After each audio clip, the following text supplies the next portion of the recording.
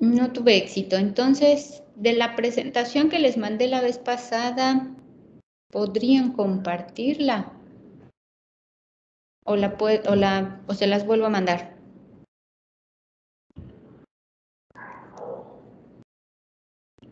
¿La tienen en la mano? En un momento, doctora, por favor. Ahorita la comparto, doctora. Gracias.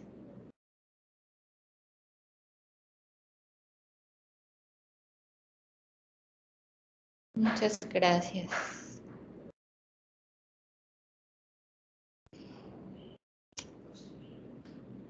¿Ya están listos para su vacuna? Sí. Ya, Sí. doctora. ¿Ya listísimos? 100%. Me imagino que algunos ya se vacunaron, ¿no? ¿Les faltará que la segunda dosis? Sí, varios. Sí, algunos ya Sí, doctora, la segunda. Ok.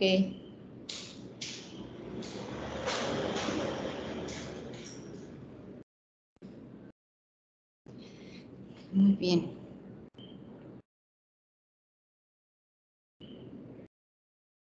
¿Sí se ve? ¿Se ven todos la presentación? Ahí está. Muy bien. Bueno, vamos a continuar. Habíamos terminado con el segundo axioma, que es respecto a los aspectos de contenido y de relación, ¿no? Vamos a continuar con el tercero. No sé si lo recuerden. Muy bien. El tercer axioma nos habla respecto a la puntuación o secuencia de hechos, es decir, cómo nosotros transmitimos la información, bajo qué secuencia, bajo quién la dice, porque quien la dice es quien le da determinada entonación o puntuación, ¿no? Siempre existen, y lo sabemos, como dos versiones de los hechos. Y eso es muy frecuente. Si le preguntamos, por ejemplo, a dos hermanos que están discutiendo respecto al cumplimiento de sus responsabilidades, pues siempre habrá una visión, ¿no? Muy particular. Uno dice que el otro le hace tiradero y no apoya, y que él es quien hace todo, y el otro manifiesta que no, que él hace lo que le corresponde, ¿no? Entonces siempre existe esa parte de secuencia de hechos y cómo es que se da y se transmite la información, también en base a la puntuación o a la entonación que nosotros le damos. Aquí tomé este tipo para ejemplificar el tercer axioma, de una charla de un terapista peruano. Obviamente no son periódicos, no son publicaciones de nuestra nación, pero no están muy distantes, ¿no?, a lo que vemos nosotros aquí en la prensa amarillista. Pero bueno, aquí tenemos tres maneras de poder transmitir la misma noticia, ¿no? Dice una publicación llamada La República: muere de 3 impactos en panadería. Otra publicación: muere de 3 balazos comprando pan. Y una última publicación: salió por pan y le dieron pan, pan, pan. Para empezar, ¿qué me denota esto? O sea, es la misma noticia, pero ¿qué podría yo pensar, por ejemplo, de la última publicación? A ver. Nota falta de seriedad. Falta de seriedad. Están hablando al mismo tiempo. ¿Quién dijo falta de seriedad? Ayala. Ok, muy bien. Falta de seriedad. ¿Por qué? Porque están dando a conocer la noticia de una forma incluso un tanto burlona. Claro, un tanto chusca, ¿no? Muy informal. Eso es muy clásico de un tipo de prensa, ¿no?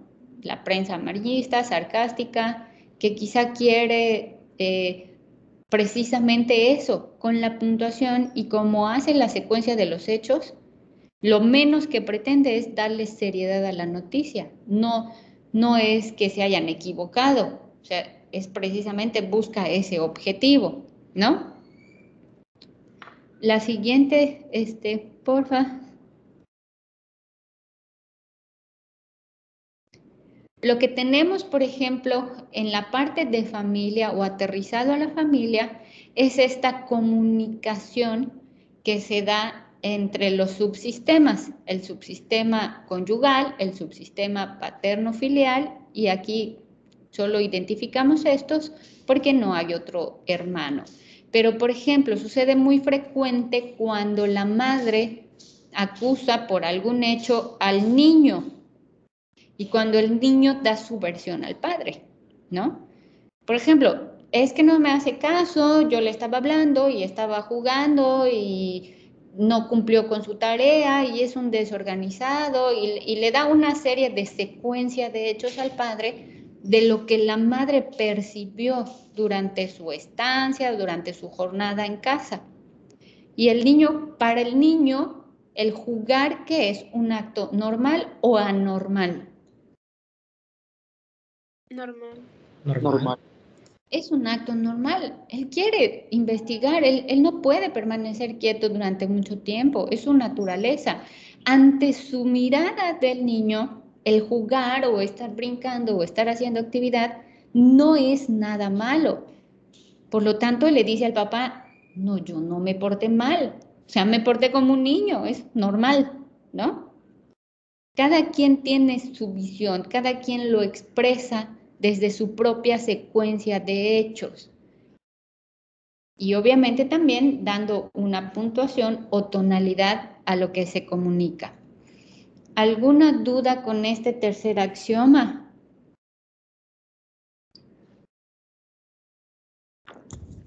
Nada. No, otra. Ok, obviamente estas líneas Otra.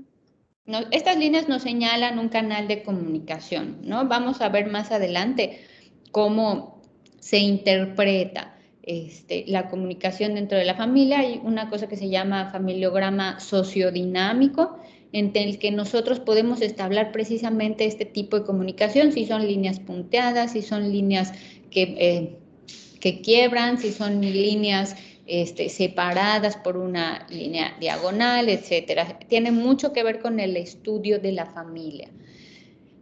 Vamos con el cuarto axioma para ir avanzando. Es uno de, bueno, obviamente es uno de los que utilizamos todo el tiempo, aún sin quererlo, ¿no? El que nos comenta que hay una comunicación digital y analógica. Vamos a ver. Alan Jesús, ¿tú qué entendiste por comunicación digital y analógica?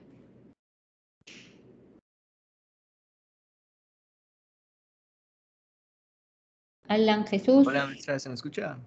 sí, ¿estás en el baño también? No, es que tarda un poquito en encender. No te preocupes. Muy bien, de lo que leíste sobre los axiomas, ¿qué entiendes por comunicación digital y analógica? Pues entre la comunicación digital y analógica, yo creo que la digital es tanto lo que estamos diciendo de forma verbal y la analógica es lo que estamos demostrando a través de, pues, de nuestros aspectos, de nuestros gestos, perdón, la manera en la cual nos expresamos cuando decimos una palabra. Tiene mucho que ver en juego lo que nosotros expresamos a través de nuestros gestos. Ok, muy bien. Y una forma también de llamarle, ¿cuál es, Carlos Dimitri? Aparte de digital y analógica, ¿cómo la conocemos también? No es la de expresión verbal. Y la. Se me fue el nombre. Pues verbal y lo que no es verbal No verbal. es correcto, ¿no? Es verbal y no verbal. Es decir, lo que decimos con palabras y lo que se expresa, ajá, sin la necesidad o sin emplear, ¿no? Obviamente lo que nosotros llamamos como esta comunicación con un conjunto de palabras que forman enunciados y que igual dan un significado a lo que decimos. ¿Qué me quiere decir la imagen que vemos? Vamos a ver. Saraí, ¿qué te dice esa imagen? Que no está permitido hablar o gritar fuerte. Ok, no está permitido hablar o gritar fuerte. Bien. Entonces, es muy obvio, ¿no? No es solamente no hablar. Está diciendo una característica respecto al no hablar. La que sigue, por favor. Ok.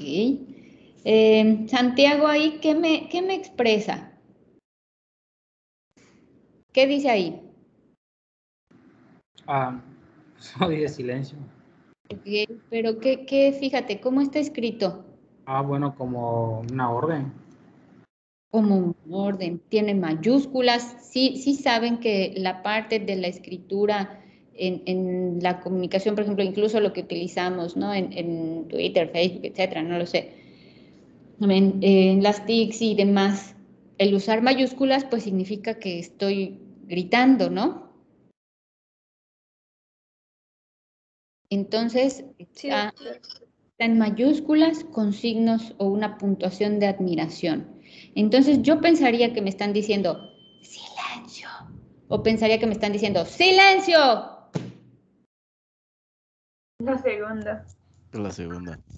Da claro. Entonces no me están diciendo nada de una forma verbal, pero el hecho de hacer esta distinción entre el tipo de letra que utilizo, el signo de admiración, etcétera, pues obviamente me dice que no me lo están diciendo de una forma amable, ¿no? O como cuando un niño se está durmiendo, que están en una casa y dicen, silencio, está durmiendo el niño. Entonces es una forma con un tono bajo, ¿no? No es una orden, es más bien casi una súplica, no vayas a hacer ruido porque el niño se va a despertar, ¿no? Pero como está escrita esta palabra, me dice lo opuesto. Entonces, esta es una comunicación, obviamente que no está con imágenes, pero me quiere decir algo. Prácticamente lo mismo de la imagen del círculo y la diagonal. La que sigue. A ver, denme 2 minutos. Están tocando a mi puerta. No se vayan.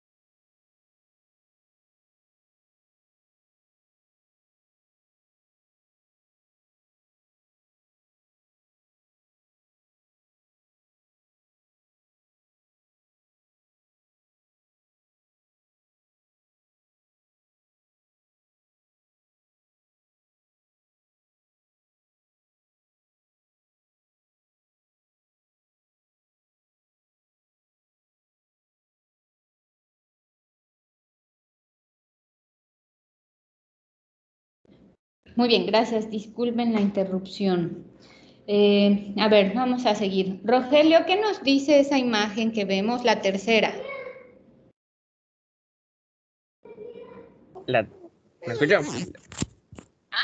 Bueno, Sí. ¿me escuchó? Creo que solo hay dos. Sí. Bien. Ok. La tercera, pues, a mí me recuerda el emoji del changuito. El de WhatsApp. Ajá. El de no veo. El emoji del changuito ahí. Ese me recuerda. Y me Ok. dan y me da como entender como que así como que penita de que, ay, hola, penita. Así, penita con el changuito. Ok, penita, ¿no?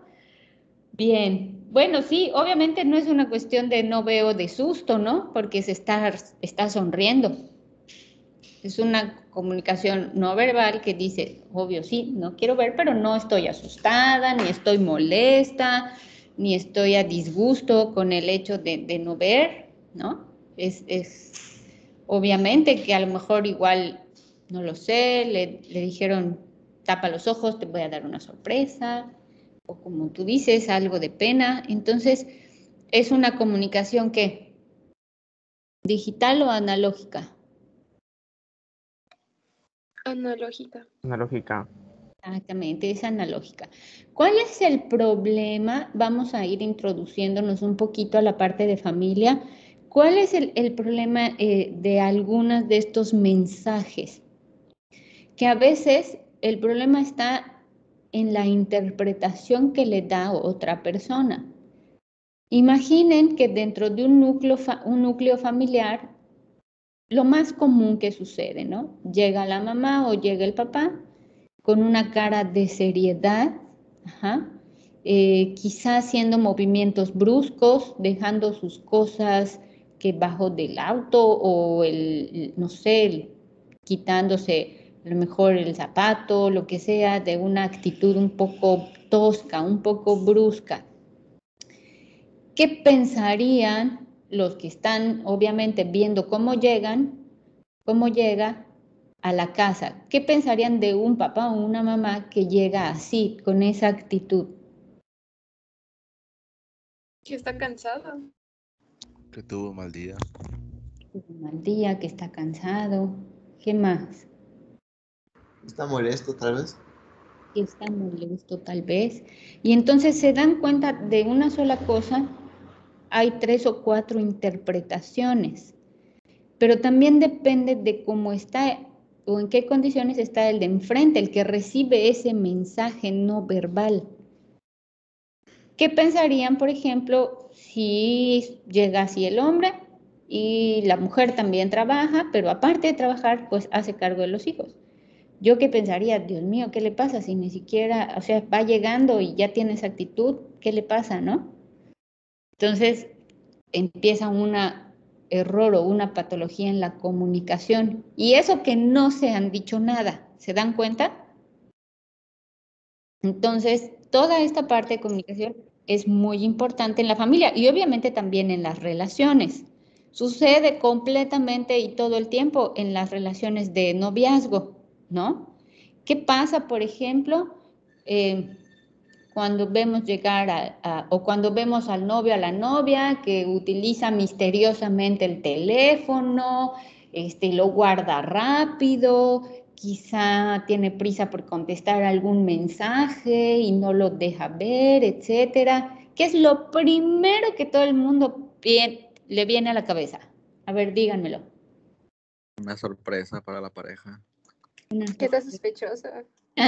Infiel. ¿Verdad? Fue muy benévolo. ¿Quién dijo lo de la sorpresa? Yo, maestra.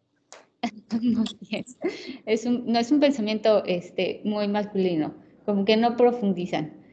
No es cierto. Eso de lo que dije es una generalidad. Entonces, obviamente sucede desde el noviazgo. No es exclusivo de las familias. Ese comportamiento que manifiestan las personas o esa comunicación no verbal se malinterpreta en la mayoría de las ocasiones y provoca una alteración en la comunicación. Entonces, por eso nosotros tenemos que tener ese conocimiento.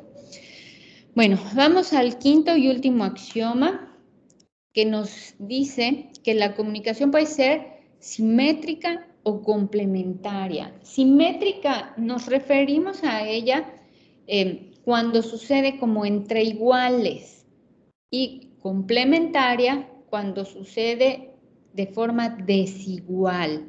¿Hay una parte superior o hay una parte que está en un nivel jerárquico más elevado que otro? En este caso, nuestra muy particularidad profesión médico-paciente sería una comunicación simétrica o complementaria.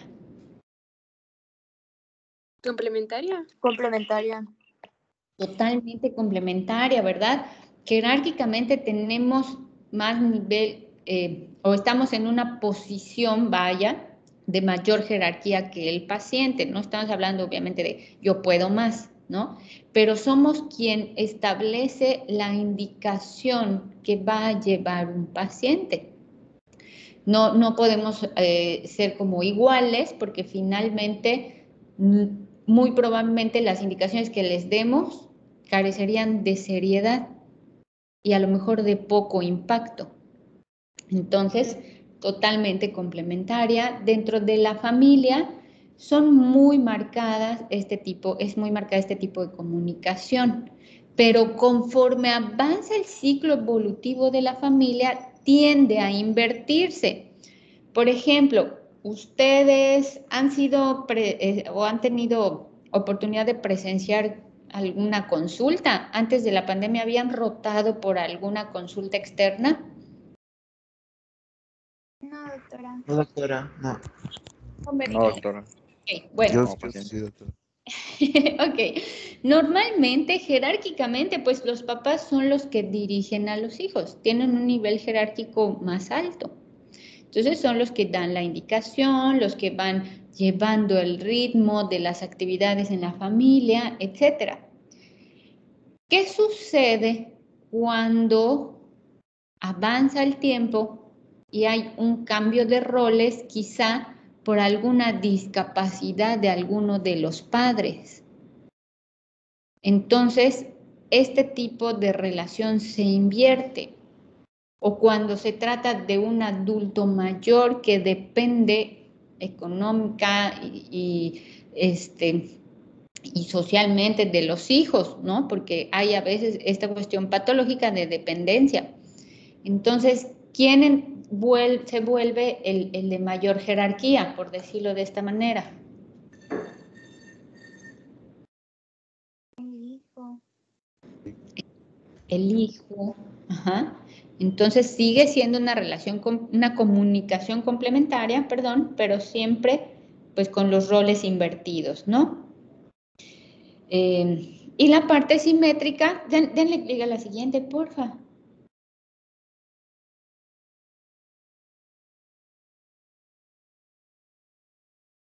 Muy bien. Y dentro de la pareja o dentro del núcleo familiar, ¿qué es lo que se busca? En una relación de pareja, cuando empieza a haber un problema o una patología en este subsistema conyugal, es cuando se pierde esta comunicación simétrica, cuando una de las partes quiere ordenar o quiere que su opinión sea la más importante y que esté por encima de la del otro. Ahí empieza a haber una alteración en la parte de la comunicación. Entonces, en estos subsistemas, en el subsistema conyugal, en el subsistema filial, que es entre hermanos, lo que debe existir o lo que debe prevalecer es una comunicación simétrica, porque la comunicación simétrica se da ¿entre qué? Iguales. Entre iguales. Igual. Correcto. Entonces, tanto tu opinión vale como la mía. ¿De acuerdo? El quinto axioma no tiene como que un mayor grado de dificultad, nos hace referencia o alusión a esta parte, ¿no? De igualdad, o bien de establecer diferencias cuando es necesario. Por ejemplo, el profesor, ¿verdad? En teoría todos los profesores deberían tener una actitud o un nivel jerárquico más alto que los alumnos. Claro, por ahí de repente hay algunos que me decía algún profesor que se quieren pasar de listos, pero hay que colocarlos nuevamente. No es verdad. Entonces, ¿alguna duda o algún comentario con respecto a los axiomas de la comunicación? No por el momento, doctora. No, doctora, todo claro. Muy bien. Es muy importante poder establecer esta premisa porque la comunicación está implícita en cada una de las actividades de la familia. Cuando hay un ajuste de roles, cuando se identifican las funciones familiares, de acuerdo al ciclo evolutivo, cómo van cambiando algunos procesos dentro de la familia, todo tiene que ver con la comunicación y con el cumplimiento de todos estos axiomas de la comunicación digital y analógica, la comunicación complementaria o simétrica, el hecho de las puntuaciones y de cómo se manifiestan las ideas dentro del núcleo familiar, y esto se extrapola obviamente a la parte grupal, lo que explicaba al principio de la clase pasada, lo de la teoría general de sistemas o teoría de grupos. Entonces, tenemos que tener muy presente que este tema nos va a acompañar, obviamente, a lo largo de todo el ciclo evolutivo de la familia. Entonces, no hay dudas hasta aquí, ¿no? No por el momento, doctora. Entonces, vamos a empezar con el siguiente tema en el que ustedes iban a tener una participación más activa. Apago mi cámara. Espero que se preparen. ¿Ya están listos?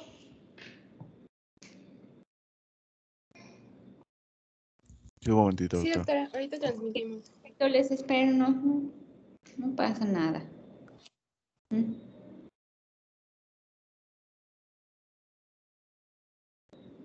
Muy bien.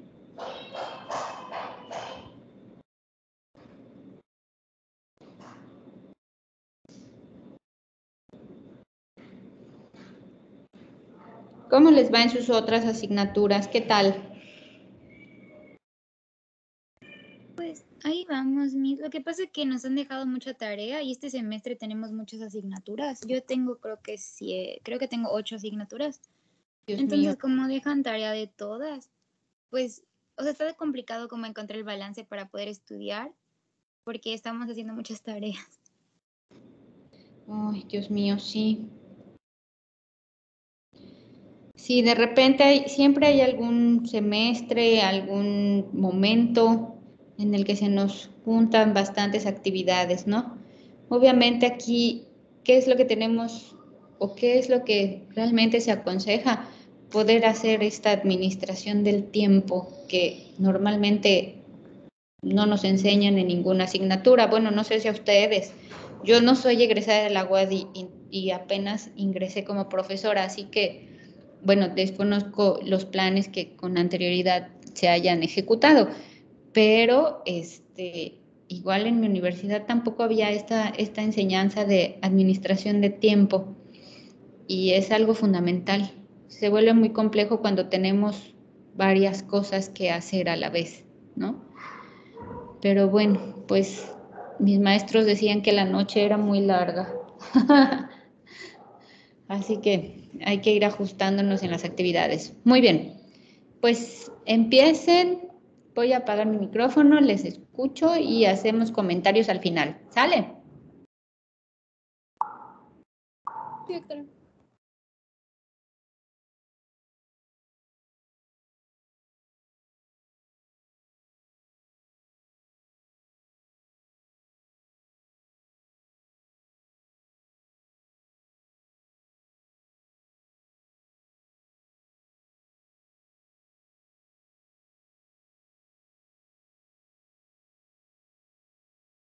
Bueno, pues nosotros vamos a hablar sobre los diferentes conceptos que existen de familia y también sobre los diferentes tipos de familia que hay, ya sea pues por la cantidad de integrantes que tienen, por la relación que tienen entre ellos.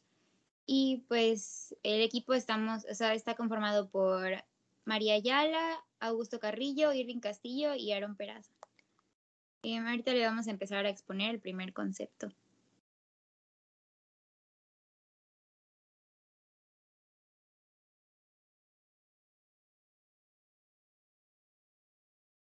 Bueno, la familia va a ser la base de la sociedad, es el núcleo básico y va a ser la unidad entre el cual uno o más adultos pueden tener o no tener hijos, o también puede ser un adulto que nada más sea el tutor de los niños, tienen compromiso de unirse emocional y físicamente.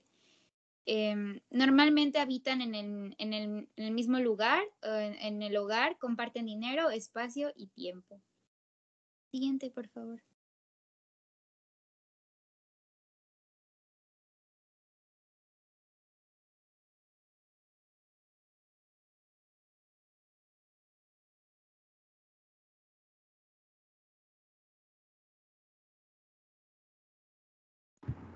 ya pasamos a las partes de definiciones.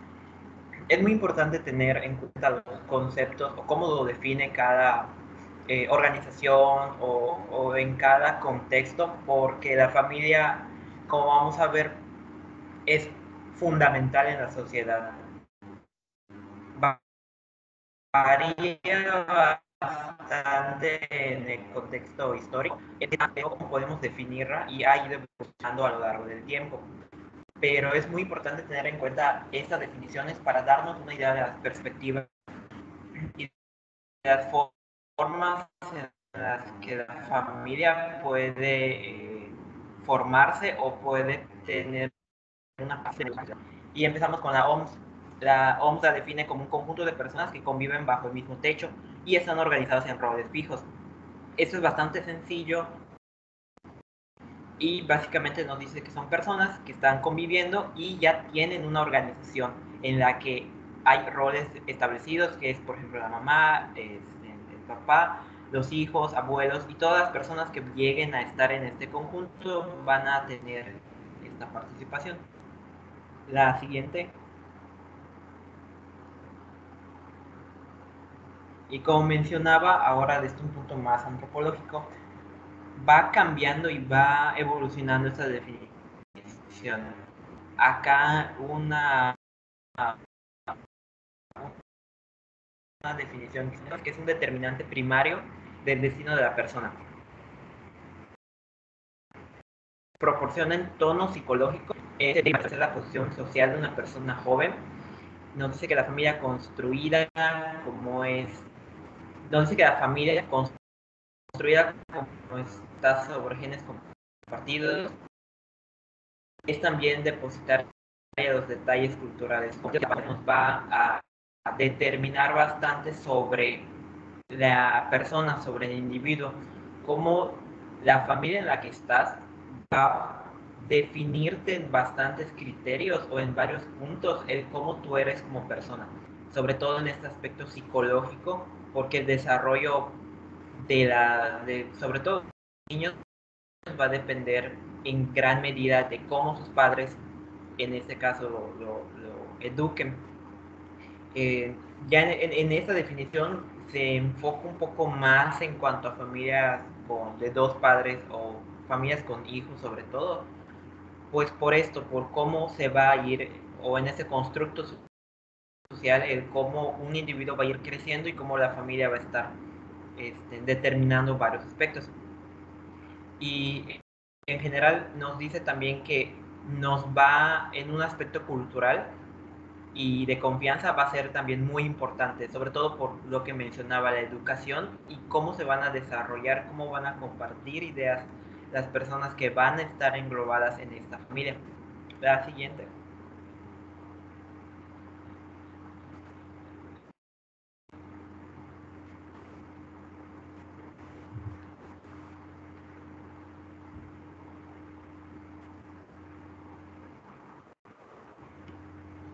Bueno, y definición de la Secretaría General del Consejo Nacional de Población, la CONAPO, menciona que la familia es un ámbito primordial de desarrollo de cualquier ser humano, pues construye la base de la construcción de la identidad, autoestima y esquemas de convivencia social. Como núcleo de la sociedad, es una institución fundamental para la educación y fomento humanos de la generación. Y en como vemos, es un poquito diferente, sobre todo por la institución, o en este caso la secretaría, que lo que permite. Aquí ya nos menciona que es una de convivencia, como mencionaba en esta definición, la familia nos crea y nos ayuda a construirnos de manera individual y para lo que después será la vivencia en grupo, sociedad, acción, también para valores. Esto, su visión, sus valores y su forma de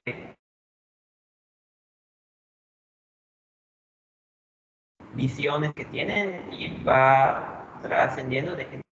No sé si solo soy yo o realmente sí se escucha un poquito, bueno, mucho cortado.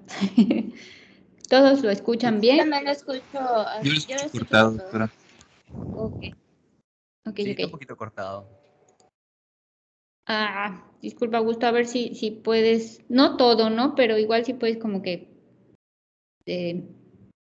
darnos otra vez un poquito lo de esta última, porque en esta última diapositiva como que se cortó un poquito más que en las anteriores. ¿Sí me escucha mejor? Sí, ya, mejor, gracias, Augusto.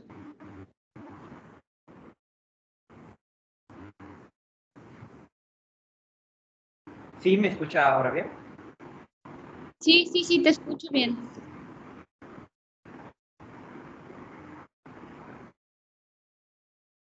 Aquí ya es un concepto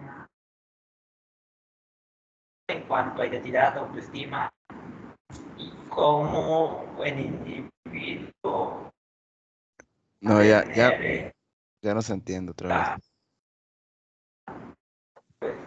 Si quieren,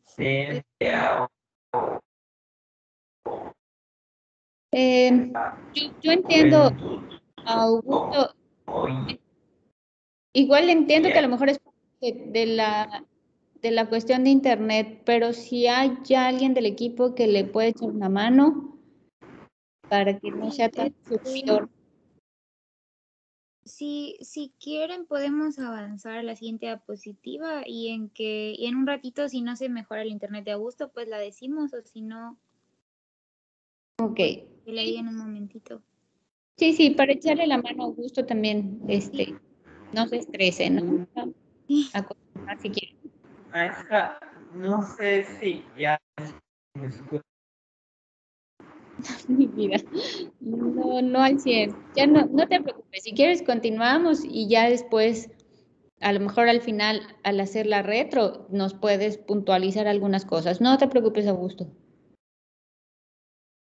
Bueno, ahora vamos a decir brevemente otras dos definiciones para ya luego pasar los diferentes tipos de familia y sus características.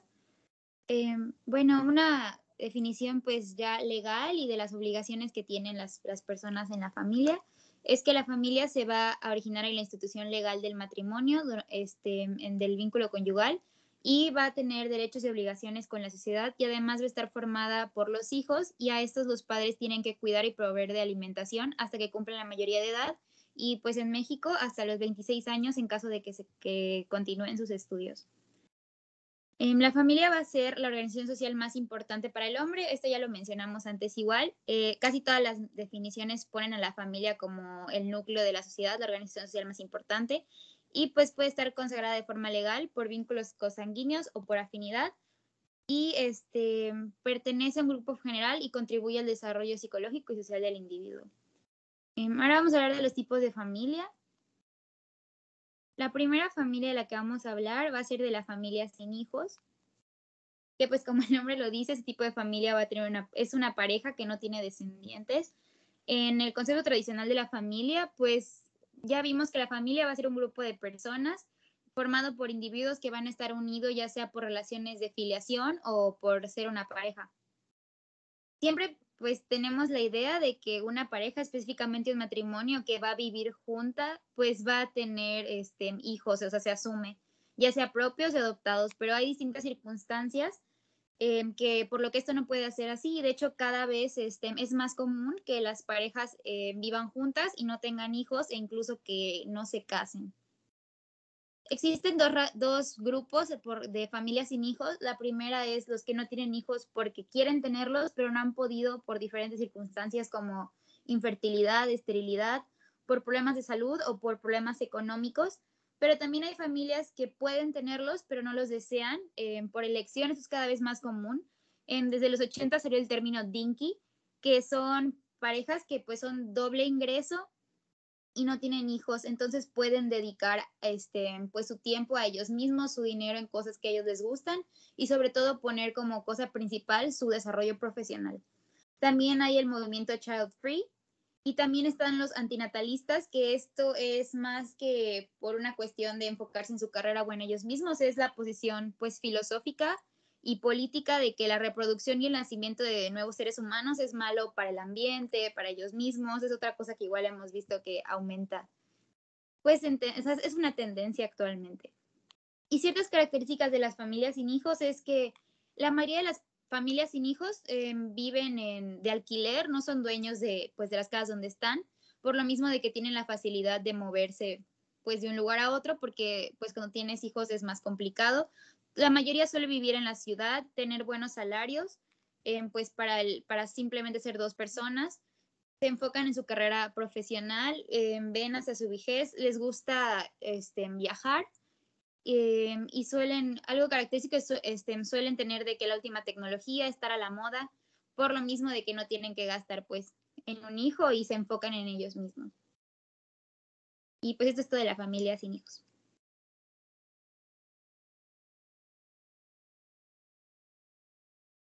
Ahora les comentaré de la familia parental con hijos. Bueno, esta es la familia tradicional que nos encontramos por lo general. En el 2013, según las estadísticas, representaba el 26% de los hogares en México. Me gustaría este apartado de familia biparental con hijos dividirlo en 2.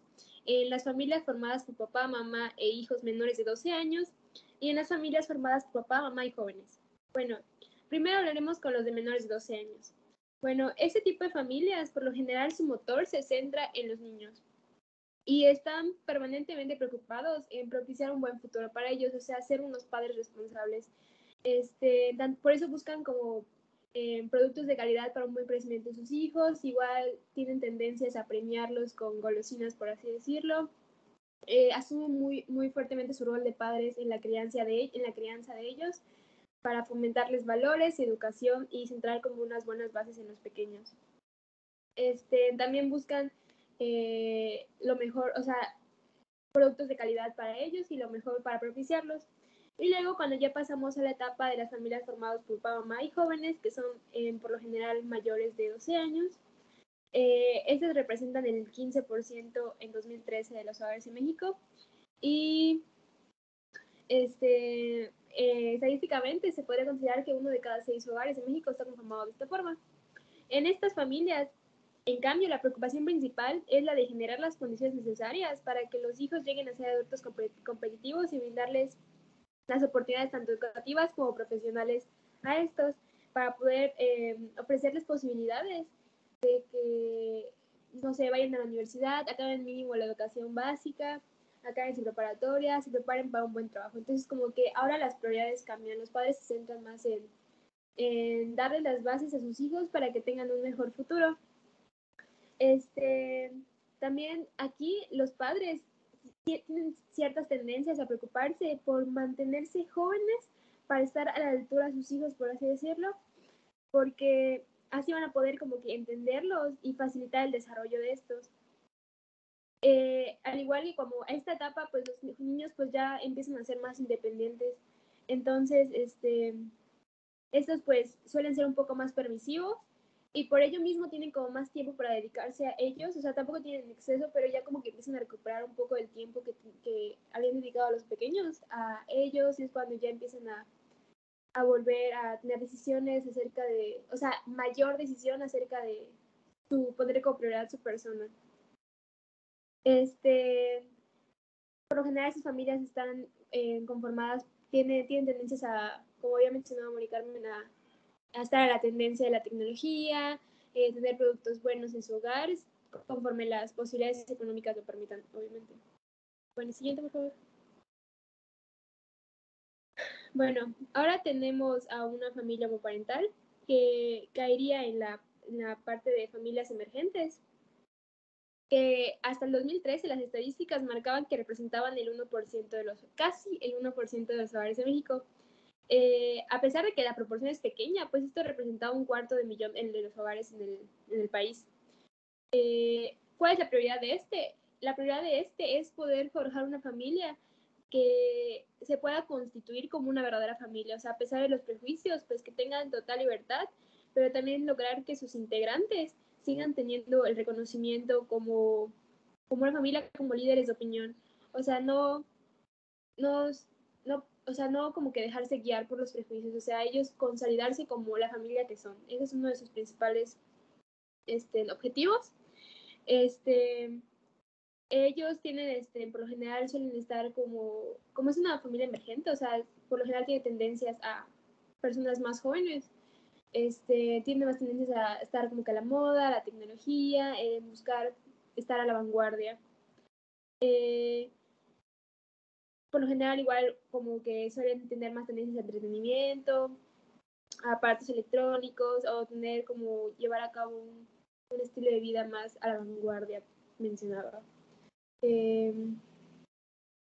Igual puede estar conformada pues tanto como por 2 mujeres como por 2 varones. Las mujeres pueden tener hijos de forma de inseminación artificial o adoptar, y los hombres igual pueden adoptar. Siguiente, por favor. ¿Me escuchan? Sí, sí te escuchas. Es que Sí, estoy escucho. lloviendo aquí y falla mi internet. Yo me salí, es correcto, eso les iba a decir, un momento me sacó de la clase, pero regresé, no me tardé mucho. No te escuché al final. A ver. ¿Gusta que lo repita? Sí, por favor. Bueno, pues no estoy llevando como un orden, entonces creo que al final mencioné de que tienen tendencias a estar como que a la vanguardia en el entretenimiento, los juegos, la moda, o sea, como son por lo general personas como más jóvenes, tienen más tendencias a estos rasgos. Ok. Y eso dije. Bueno, y la siguiente sería la familia reconstituida o compuesta. Bueno, pues esta, como se sabe, es cuando tras ya sea un matrimonio en divorcio, o sea, un matrimonio disuelto, se junte con una persona que estaba soltera, o puede ser la posibilidad de que sean 2 matrimonios que se disolvieron y los integrantes de cada uno decidan formar una familia nueva. Entonces, pues, como sabemos, pues uniría tanto los hijos del matrimonio previo con los hijos que se puedan formar durante y si ocurren ambos casos, pues lo mismo, ¿no? Por la otra parte, igual, hijos del matrimonio previo con los hijos que se pudieran dar en por lo que podría generar una gran familia compuesta. En este caso, su principal objetivo es como el crear calidez en la familia para que ellos de verdad consideren que tienen la esencia de una familia, porque obviamente no se puede ni siquiera intentar suponer que van a reemplazar a su familia nuclear, pero es como que el objetivo de en las estadísticas de 2013 representaba el 17% de los hogares del país y son el segundo tipo de familia en México para el 2013.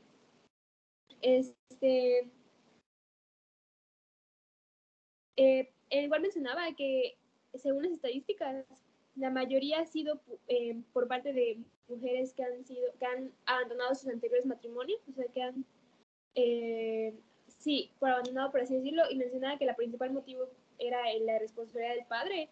Entonces abandonaban ese matrimonio por la responsabilidad del padre y decidían formar otro.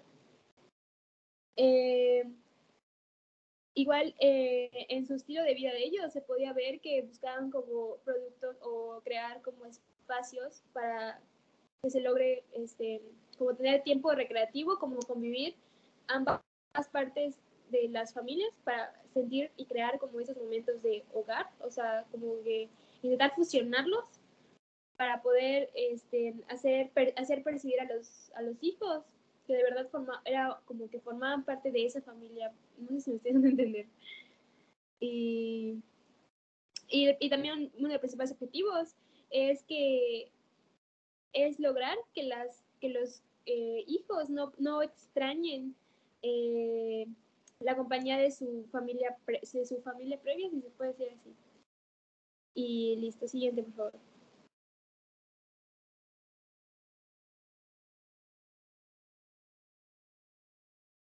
Igual decía aquí muy importante que un objetivo era evitar los conflictos a toda costa, o sea, evitar la mayor cantidad de conflictos que se podrían originar tras esta situación. Gracias, todo.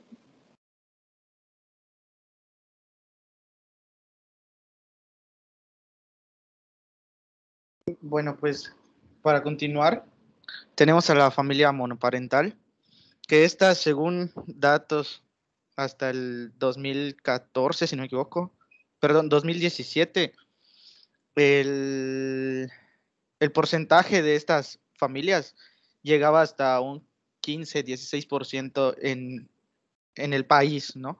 Hablando de México. Ahora, estas familias van a estar formadas por un único adulto que puede tener uno o más hijos. Generalmente se conoce como monomarentales debido a que pues, el porcentaje es mayor con las mujeres como cabeza del hogar, que son las que pues se tiene, o sea, esta familia se conforma más de la madre y los hijos, y muy rara vez es que el padre se haga cargo de los hijos. En este tipo de familias, pues la razón por la cual están puede ser varias, desde algún problema que haya tenido pues, la pareja, hablando de salud, de algún accidente o algo que haya fallecido, puede ser igual por un divorcio o incluso, según estaba leyendo y vi que estaba, o sea, yo nunca lo había escuchado, o creo que sí, pero no mucho, de que pues hay muchas personas que, así como no quieren tener hijos, hay muchas otras que quieren tener hijos, pero no quieren una pareja. Entonces, se quedan, o sea, ya sea que busquen por cualquier lado el poder tener un hijo y se quedan ellos solos atendiendo a este hijo y ellos son los encargados, pues, tal cual de llevar y sacar adelante todo el hogar. Luego vamos a tener a las familias acogidas, que pues puede ser que estén presentes ambos adultos, que esté presente la pareja o un único adulto, que como su nombre lo dice, van a acoger van a recibir a un niño o una niña de una manera temporal. Este tiempo pues puede variar dependiendo de la situación. Normalmente se toma más la situación del niño, que puede ser que esté en busca de alguna familia ya estable en el sentido de que él se pueda quedar ahí. Y pues es eso. O sea, en este tipo de familias están los adultos que recogen a un niño por un tiempo, es de manera temporal, no se quedan con ellos. No es lo mismo, hay que aclarar, no es lo mismo que las familias adoptivas, que es del que voy a hablar a continuación, que en estas familias adoptivas, pues como su nombre lo dice y como puede venirnos a la mente, va a constar de una pareja con uno o más hijos que son adoptados.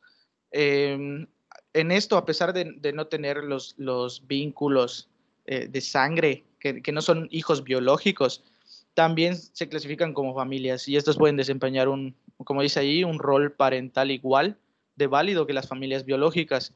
Ahora, no sé si, bueno, yo estuve averiguando, investigando y no encontré, y doctora, no sé si pueda mencionarlo ahorita o igual al final, pero a mí me surgió una duda de qué pasa cuando hay una familia parental con sus hijos biológicos y se añade un hijo adoptado. Ok, que una familia parental. Ajá, o sea, una familia parental, homoparental, con sus propios hijos. Después de un tiempo deciden adoptar a alguien. O sea, no sé si quedan, si el nombre cambia. A eso voy. Se puede hacer una connotación compuesta. Siempre es una familia homoparental porque es una de las características que representa ese tipo de familia, pero con un miembro agregado por la vía de adopción, porque no deja de tener a sus hijos biológicos. O sea, esa característica no se le puede quitar, si en algún momento se modifica el tipo de familia. ¿Sí me explico más o menos? Creo que sí. Una familia homoparental con hijos biológicos y adoptivos. Se hace la especificación. Porque así, cuando nosotros hablamos de la tipología familiar, al momento de mencionarlo, sabemos ya las características que tiene una familia. La más común, que conocemos, la más frecuente es la familia nuclear. Sabemos que son mamá, papá, hijos, ¿no? La tradicional nuclear.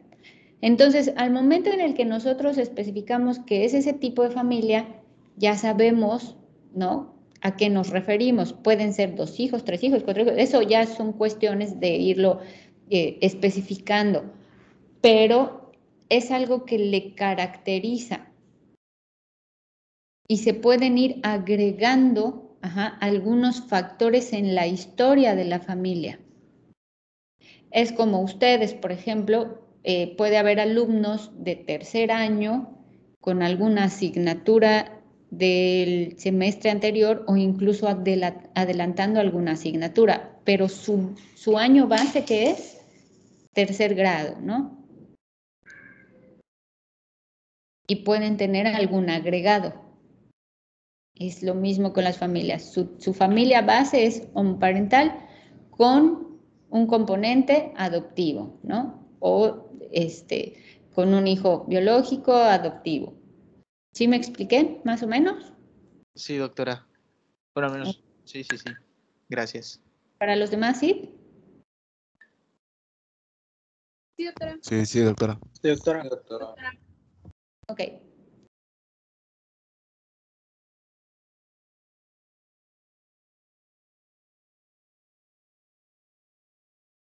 Pero doctora, ¿me escucha? Sí, te escucho muy bien. Ok, correcto. Bueno, pues después tenemos a la familia extensa. Esta pues está formado por varios miembros de la misma familia que conviven bajo el mismo techo. Esto pues son varias generaciones prácticamente las que viven bajo el mismo techo, que pueden estar conformadas por abuelos, los hijos, tíos y los nietos, ¿no? Esto pues se da en diversas situaciones y muchas veces por diferentes causas. Al menos es muy común en lugares como Latinoamérica, donde los ingresos son menores y muchas veces pues los adultos mayores ya no pueden valerse por ellos mismos y muchas veces se van a vivir con sus hijos pues, a la familia pues la tradicional, la nuclear por lo general. Y ahí es donde se forma una familia extensa, o puede ser también que los mismos hijos, no sé, al momento de contraer matrimonio, vayan a vivir a la casa con sus papás porque tienen una casa más grande, o incluso puede pasar después de un divorcio, por lo general son las hijas con sus hijos que regresan a casa de sus papás, y esto pues forma una familia extensa. Un ejemplo claro de esto, de hecho, hay un programa relativamente famoso, ¿no? Y bastante aburrido, por cierto, de Televisa, que se llama Una familia de 10, que representa este tipo de familia. También se puede dar bajo otros contextos, por ejemplo, en Japón mencionaba que esto se debe a que hay un gran respeto por los adultos mayores, por su conocimiento y su sabiduría, y no se les suele dejar a su suerte una vez que alcanza la vejez, ¿no? A diferencia de lugares como Estados Unidos, donde existen los asilos para ancianos, en lugares como Japón, pues uno como que adopta nuevamente a sus padres, ¿no? Y los lleva a vivir con ellos. La siguiente, por favor.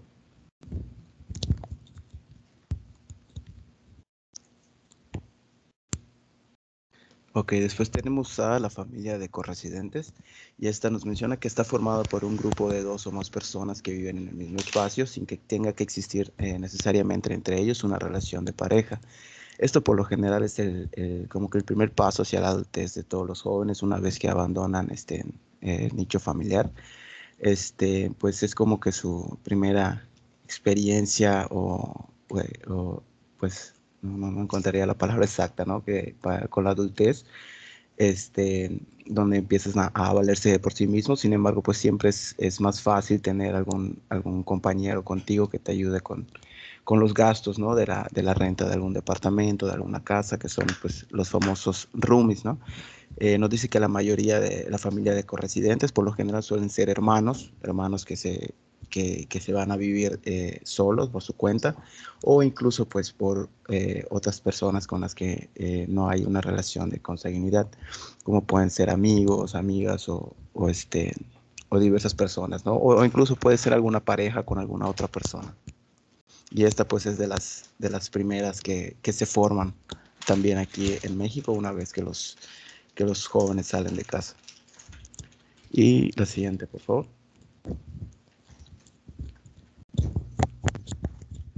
Ok, aquí tenemos que esta pues no entra muy bien como que en el concepto de familia como tal, porque pues como nos mencionaban al principio, la familia, como definición, pues nos decía que era un conjunto de personas, ¿no? En este caso, pues la familia unipersonal es una única persona, ¿no? Que vive sola y pues como tal constituye su propia familia. Nos mencionaba que pues al menos 1 de cada 10 iba en incremento, al menos aquí en México y en parte de Latinoamérica, son de este tipo de familias, ¿no? Personas que pues tienen los ingresos suficientes como para mantener por ellos mismos un lugar, ya sea comprándolo o rentándolo, y ya sea hombre o mujer, que por lo general, pues como aparece en la fotografía, pues en la imagen, pues tienen mascotas o alguna otra animal de compañía, ¿no? Pero por lo general suelen estar solos, ya que o no tienen pareja o simplemente no quieren tenerla. Y estas pues son las que van como que incrementando. Y pues al parecer esto sería todo por parte del equipo, doctor. Muy bien.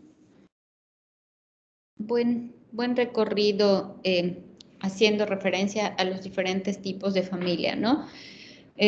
Obviamente la tipología familiar ha cambiado con la historia, con el paso de los años y dentro de las diferentes zonas geográficas y en la sociedad en la que cada uno nos desenvolvemos.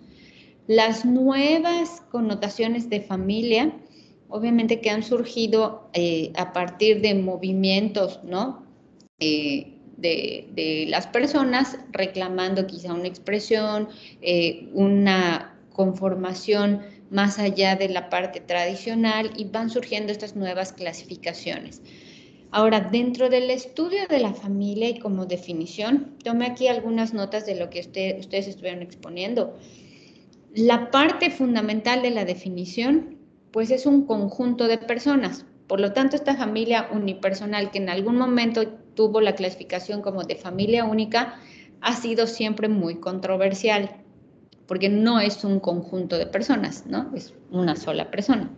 Aparte, otra de las características para entrar en definición de familia, pues es que tengan características y objetivos en común y que cumplan las funciones familiares básicas. Vamos a ver dentro de la asignatura cuáles son esas funciones familiares. Las mencionaré rápidamente y cada una se tiene que definir en su momento, pero son funciones de cuidado, afecto, reproducción y sexualidad, y la parte, ¿no?, de establecer esos vínculos afectivos. Cuando es una persona sola está bien difícil cumplir las funciones familiares, es decir, se es autosuficiente, entonces no hay como esa interacción con alguien más, aunque hay autores y la literatura más reciente sí lo maneja como una clasificación. Ahora bien, me llama la atención, y eso siempre ha sucedido, que dentro de diferentes áreas y de acuerdo quizá a un estatus, podemos ver que es más predominante o más prevalente una tipología familiar que otra. Dentro de nuestra zona de influencia, es pregunta, dentro de nuestra zona de influencia, ¿qué tipo de familia creen que sea la que más predomina? Extendida. Parental con hijos. Sí, la nuclear, ¿no? La clásica, ¿no? Mencionada por la ONU. Existen, lo más frecuente que nosotros encontramos es la biparental o la nuclear, ¿no? Que lo forman como biparental porque lo forma un hombre, una mujer, o nuclear o tradicional, que es mamá, papá e hijos. Muy común en la cultura mexicana y latinoamericana, aunque la parte oriental tiene otra connotación, como lo dijo su compañero, al vivir con los padres, ¿no? Es una parte como de culto, de tradición, de privilegio. En cambio, aquí no. No es un privilegio para una familia andar cargando quizá con algún miembro de la familia que no esté sano. Entonces, otra parte, otro tipo de familia que predomina mucho, pues es esta extendida o extensa, ¿no? Aquella en la que incluso no necesariamente es el papá. Como bien lo mencionan, puede ser que el hijo regrese a la casa de los padres después de haber salido del núcleo familiar, e incluso también pueden ser más allá de los hijos o de los padres, cuando algún sobrino viene a estudiar, por ejemplo, algún sobrino que es de otro lugar o en algún lugar lejano y dice, bueno, voy a estudiar a Mérida, entonces voy y me quedo en casa de los abuelos, de los tíos, etcétera, y empieza a ver un ajuste en la dinámica de los que integran ahora la familia. Y recientemente la familia reconstituida o reconstruida, que es aquella en la que existe el antecedente de haber tenido ya una familia nuclear o una familia tradicional y después estas dos partes se unen, ¿no? Es de lo que más frecuentemente vemos en nuestra sociedad. También el tipo de familia denota, tiene una connotación en la cuestión del estatus o cierta posición. Por ejemplo, de la primera clasificación o de las 3 primeras clasificaciones, a ver quién me lo dice por ahí que estaba atento, ¿qué estatus esperaría yo encontrar en ellos si ya me mencionaron ciertas características muy particulares?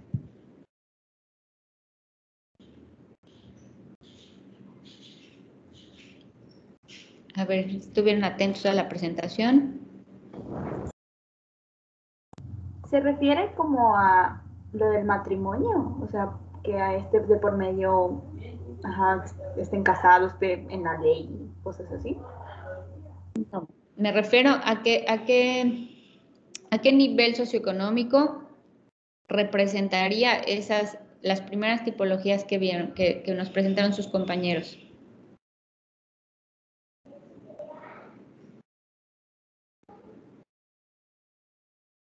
Ni se acuerdan cuáles fueron las primeras, Dios mío. A ver, ¿quién nos la dice?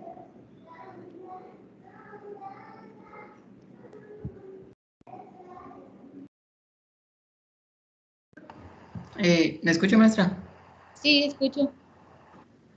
La primera era creo que familias sin hijos, entonces podríamos, y por lo que comentaron mis compañeros, podemos inferir que esos a lo mejor tienen un estatus alto porque pues no, o sea, no tienen hijos, a lo mejor se enfocan en cubrir sus necesidades y pues ocupar su tiempo y dinero en ellos mismos, entonces en acrecentar sus bienes y su economía, entonces por ahí puede ir en ese aspecto.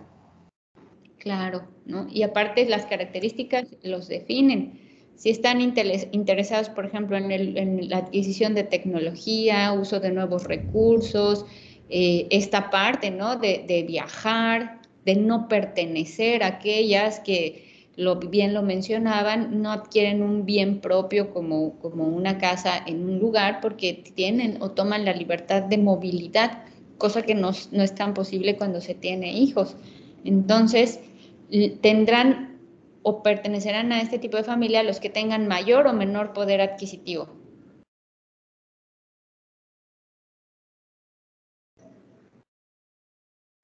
A ver, ¿quién? Aarón, ajá. ¿Mayor?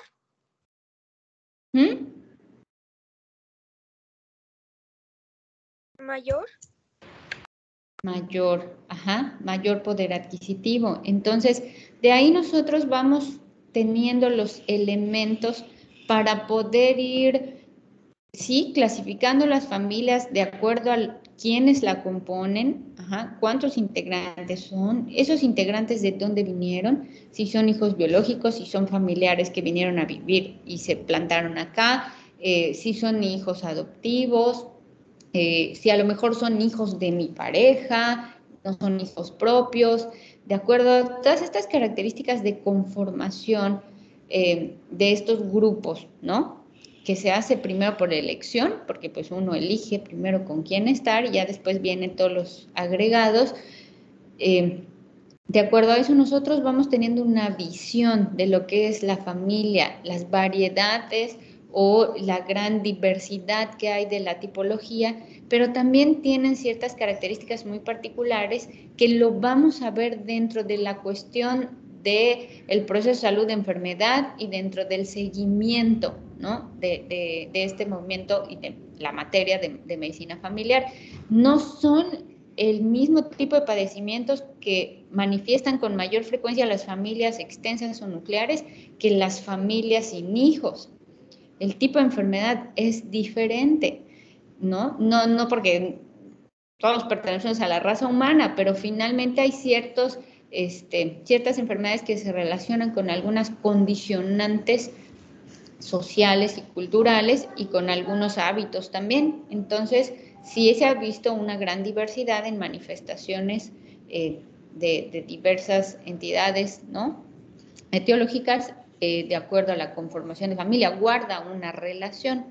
No quiere decir que sea exclusivo, por ejemplo, el hecho de tener estas cuestiones como alteraciones en la función gastrointestinal, etcétera. Eso se da con mucha más frecuencia en parejas jóvenes, en parejas sin hijos, en aquellas que tratan de mantener su estatus y un ingreso económico alto. Entonces, todo guarda relación, no es que sea de forma aislada. Vamos a ir viendo, obviamente, en el transcurso de la asignatura todo lo que es el estudio de la familia. Empezamos con esta parte de la tipología, poder identificar quizá nuestra propia familia, qué tipo de familia es, la del vecino, la de mi novio, lo que nos rodea, ¿no? Etcétera. Entonces, es como el primer acercamiento para el estudio de las familias. Muy bien, ¿hasta aquí tienen alguna duda o alguna pregunta?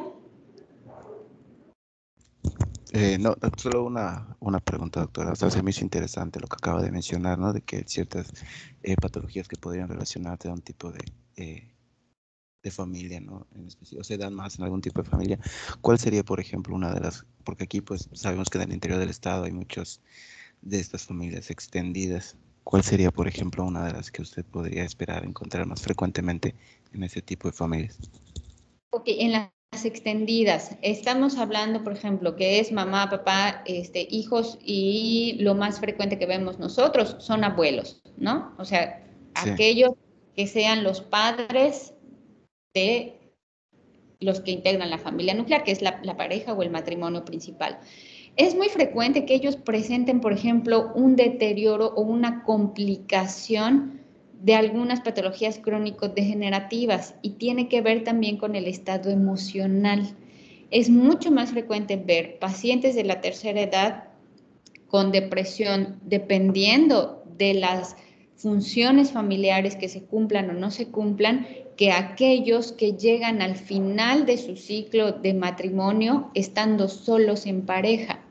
Es muy distinto cómo se lleva la enfermedad no estando en un lugar propio que estando en un lugar propio. Estando en un lugar propio, por ejemplo, los dos adultos mayores entre 70 y 80 años generalmente se obligan a ser autosuficientes porque viven solos. Ya llegó su ciclo vital de la familia, ya llegó a la etapa del nido vacío, ya no tienen hijos en el mismo lugar de la vivienda, ¿no? Los tienen, pero los visitan, etcétera, pero deben obligarse a ser autosuficientes. Por lo tanto, hay ciertas funciones que se obligan a seguir ejerciendo, ¿no? Pero cuando van ellos a una casa de algunos de los hijos, se empieza a volver una cuestión de dependencia emocional y económica en la mayoría. Como todo, no podemos generalizar porque tenemos que tener y mantener los ojos bien abiertos.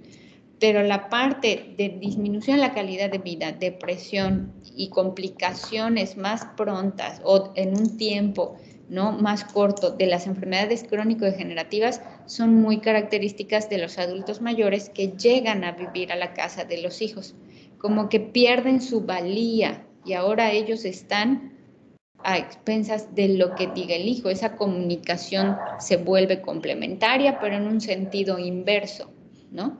El hijo se vuelve quien va a dar indicaciones al padre. Y entonces eso afecta mucho en el control de enfermedades crónico-degenerativas. No sé si contesté tu pregunta, Aaron. Sí, sí, doctora, gracias. ¿Alguna otra pregunta?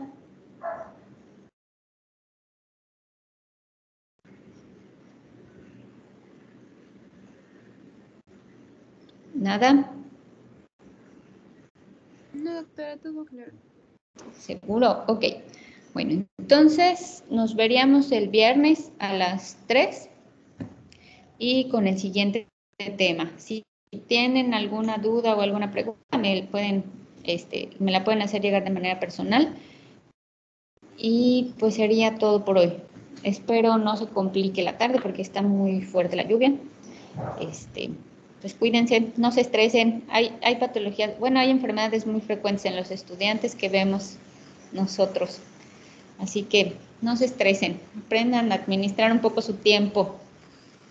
Nos vemos el viernes entonces. Muchas gracias, doctora. Hasta luego. Gracias, doctora. Gracias, doctora. Hasta luego. Gracias, doctora. Hasta luego, doctora. Gracias.